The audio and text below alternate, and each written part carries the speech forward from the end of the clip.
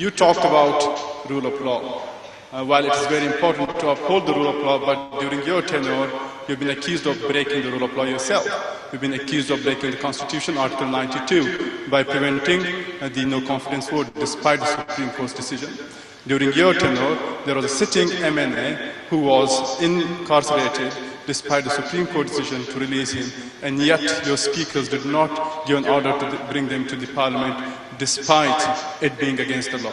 So, firstly, while you do talk about the rule of law, how do you respond to the fact that you yourself have breached it? Secondly, and very quickly I'll ask, you talked about press freedom. During your time, there was a journalist who was abducted and tortured, Matiullah Jan. During your time, Abzar Alam was shot. It was during your time, Nusrat Javed, another journalist who criticized you, had to leave her job. Salim Safi had to leave the job. So, while you do talk about press freedom when you are out of the government, when you were in the government, you were yourself curbed on press freedom. So there's a pattern that while you are in government, you do something else. When you are outside the government, you do like to appeal to a populist agenda. Thank you.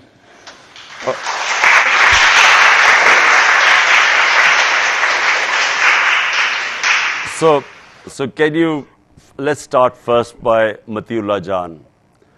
We found out Matiullah Jan had been picked up night before. The first thing we did was in the morning when we found out he was released. We found out that he had been picked up by the security agencies because he had said something against them. My government immediately had him released.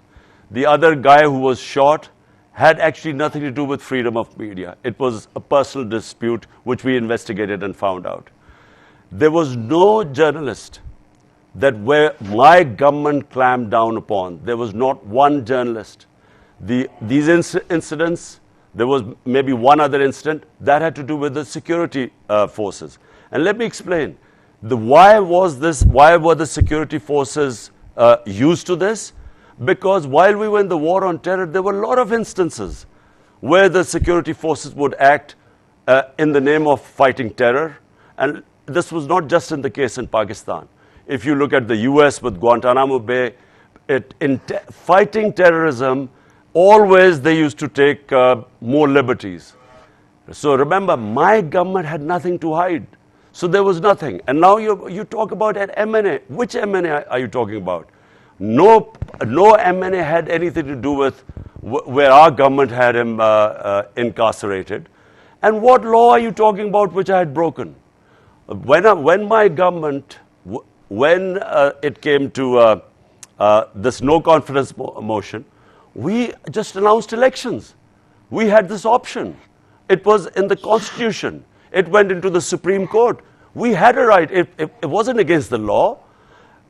If rather than having your members of parliament being sold like, like sheep in an auction, the best was go to the people, let them decide, who they wanted to form government in Pakistan, rather than spending millions of dollars to get buying your members of parliament.